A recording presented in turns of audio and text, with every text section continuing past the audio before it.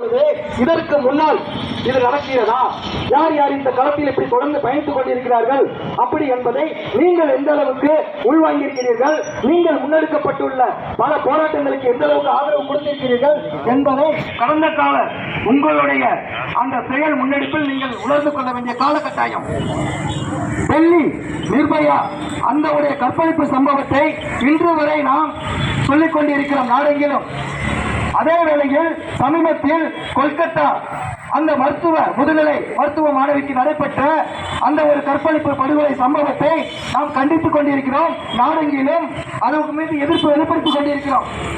ஆனால் தமிழ்நாட்டில் தொடர்ந்து ஏதாவது ஒரு அசம்பாவிதம் நடந்தாலும் சரி, ஒரு பாலியல் குற்றம் நடந்தாலும் சரி, அதை தமிழ்நாட்டை தாண்டி மற்ற மாநிலங்களில் பேசாமல் இருக்கிறார்கள் என்றால் அதற்கு என்ன காரணம்? அது ஏன் மக்களிடம் கொண்டு போய் சேர்க்கப்படவில்லை என்று நன்றாக சிந்தித்து பார்க்க வேண்டும். இப்பொழுது பத்திரிகை ஊடக நண்பர்கள் இந்த ஆர்ப்பாட்டத்திற்கு பத்திரிகை செய்தியை அவர்கள் சேகரித்தார்கள். அதற்கு மிக்க நன்றி. அதே நேரத்தில் இந்த செய்தியை எந்தெந்த பத்திரிகை ஊடகத்தில் மக்களிடம் கொண்டு சேர்க்க போகிறார்களோ அவர்களுக்கு ஒரு நன்றியை தெரிவித்துக் கொள்கிறேன். ஏனென்றால் நம்முடைய இந்த பாதிப்புகள், இந்த இழப்புகள் ஏன் மக்களிடம் கொண்டு போய் சேர்க்கப்படவில்லை என்றால் அது ஊடகத்தினுடைய பெரும் பங்கு இருக்கிறது. அந்த ஊடகம் நியாயமான மக்கள் பிரச்சனைகளையும் மக்கள் அநீதிகளையும் கொண்டு போய் சேர்ப்பது கிடையாது. ஆகவேதான் இன்றைக்கு ஒரு பெண்ணுக்கு பாலியல் பலாத்காரம் செய்து படுகொலை செய்யப்பட்டார் என்று கொந்தளித்து இருக்கிறோம் அல்லவா?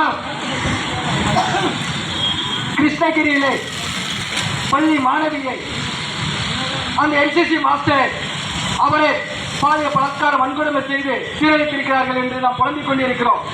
தஞ்சை பகுதியிலே ஒரு பெண்ணை பலாத்காரம் செய்து கொண்டு சீரழித்திருக்கிறார்கள் என்று புலம்பிக் கொண்டிருக்கிறோம். இந்த சம்பவம் மட்டும்தான் இப்பொழுது நடந்து கொண்டிருக்கிறதா? ஏன் இதற்கு பின்னால் எதுவும் நடக்கவில்லையா?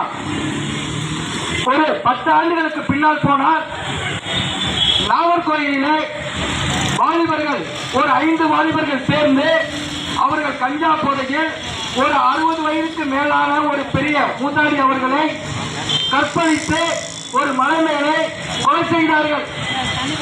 அது அன்றைக்கு மாவட்ட பத்திரிகை செய்திகளில் வெளிவந்தது. மாநில பத்திரிகைகளில் சில ஒரு பெட்டி செய்தியாக வெளிவந்தது. ஏன் அப்பொழுது இந்த பெண் சமூகம் அந்த கவனத்திற்கு சென்று வரவில்லை? இல்ல மற்ற சமூக அமைப்புகள் அவர்கள் கவனத்துக்கு சேரவில்லை? இதுபோல் தொடர்ந்து ஒவ்வொரு அசம்பாவிதங்களும் குழந்தைகள், மாணவிகள், பெண்கள் என பலவித பாலியல் வன்கொடுமை நடந்து கொண்டுதான் இருக்கின்றன.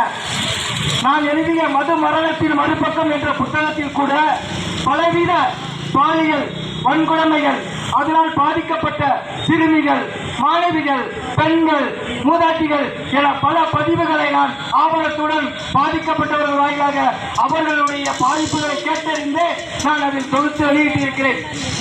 இப்படி தொடர்ந்து பலவித அநீதிகளும் பலவித பேர் இழப்புகளும் இந்த சமூகத்தில் நடந்து கொண்டு இருந்தாலும் அது ஏன் ஒரு பெரிய ஒரு தாக்கத்தை ஏற்படுத்தவில்லை என்றால் நாம் மக்களிடம் எந்த அளவுக்கு ஒரு ஐக்கியத்தை ஏற்படுத்தி வைக்கிறோம் என்பதை நான் உணர்ந்து கொள்ள வேண்டும்.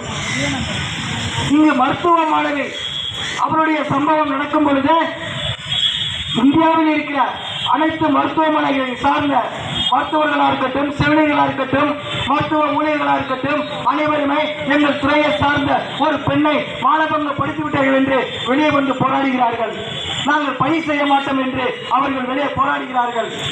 அதுபோல் ஒவ்வொரு துறையை சார்ந்த பெண்களுக்கு ஏதாவது ஒரு பாதிப்பு வரும் பொழுது அவர்கள் அந்த பாதிப்பை வெளிப்படுத்தி கண்டனம் தெரிவித்து போராடுகிறார்கள்.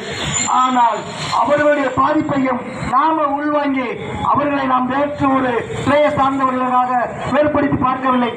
மருத்துவமனையில் கூட இன்று ஏழை சாமானியர்களுக்கு வேண்டும் என்றால் ஒரு சரியான ஒரு மருத்துவம் கிடைக்காமல் இன்று அல்லல்பட்டுக் கொண்டுதான் இருக்கிறார்கள். ஆனாலும் நல்ல மருத்துவர்களும் இருக்கதான் செய்கிறார்கள். ஆகவே அவர்களுக்கு நாம் ஏன் குரல் கொடுக்க வேண்டும் என்று நாம் வேடிக்கை பார்க்கவில்லை. அவர் ஒரு பெண், அவர் பாதிக்கப்பட்டிருக்கிறார் என்று பொதுமக்களாக இருக்கிற நாமும் குரல் கொடுக்கிறோம். அது காவல்துறையா இருக்கட்டும், நீதித்துறையா இருக்கட்டும், இல்லை எந்தவித துறையாக இருக்கட்டும், அந்த பெண் பாதிக்கப்படும் பொழுது நாம் வருகிறோம். அதே வேளையில் சாமானிய மக்கள்கள் ஒரு விதத்தில் பாதிக்கப்படும் பொழுது இந்த துறையை சார்ந்தவர்கள் எப்போவாது வீதிக்கு வருகிறார்களா? வேடிக்கைதான் பார்த்துக் கொண்டிருக்கிறார்கள். காரணம், எங்களுடைய பணியிட பாதுகாப்பு, எங்களுடைய வேலை பாதுகாப்பு, எங்களுடைய பொருளாதாரத்தினுடைய பாதுகாப்புக்காக சாமானிய மக்களையோ இந்த சமூகத்தினுடைய சூழலையோ அவர்கள் உள்வாங்கிக் கொள்வதில்லை. ஆகவேதான் அவர்கள் வேடிக்கை பார்க்கிறார்கள். நமக்கு இந்த மாதிரி ஒரு அநீதிகளை காலங்காலமாக தொடர்வதற்கு இது காரணமாக அமைந்து விடுகிறது.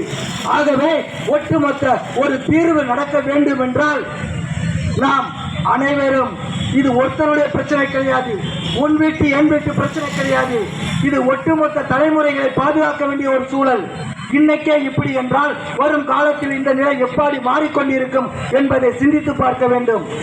இன்றைக்கு நாம் பார்க்கும் சிறு குழந்தைகள் கூட எடுத்துக்கொண்டாலும் பலவித ஆபாச காட்சிகள் மூலம் செல்போனில் அவர்கள் வழித்தவறி போய்விடுகிறார்கள்.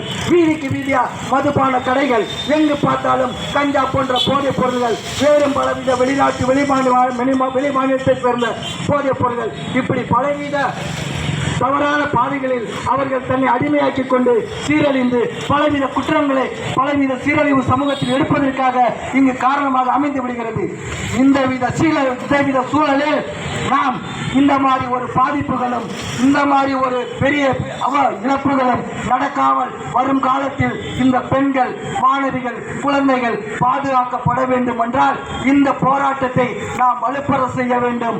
முற்போக்கு ரீதியாக ஒன்றிணைந்து தொடர்ந்து மக்கள் களத்தில் பயணித்துக் கொண்டிருக்கக்கூடிய அந்த சமூக போராட்டங்களில் இது போன்ற பவுண்டேஷன் அமைப்பை சேர்ந்தவர்கள் எல்லாம் ஆதரவு கருத்தை கொடுத்து இந்த முன்னெடுப்பு போராட்டங்களுக்கு தொடர்ந்து வலு சேர்த்தால் நாம் மக்கள் மத்தியிலும் இந்த தாக்கத்தை ஒரு எழுச்சியை உண்டு பண்ண முடியும். இதற்கு ஒரு தீர்வு கிடைக்கும் என்பதை நான் இங்கு பதிவு செய்து வாய்ப்புக்கு நன்றி கூறி விடைபெறுகிறேன். மிக்க நன்றிகள்.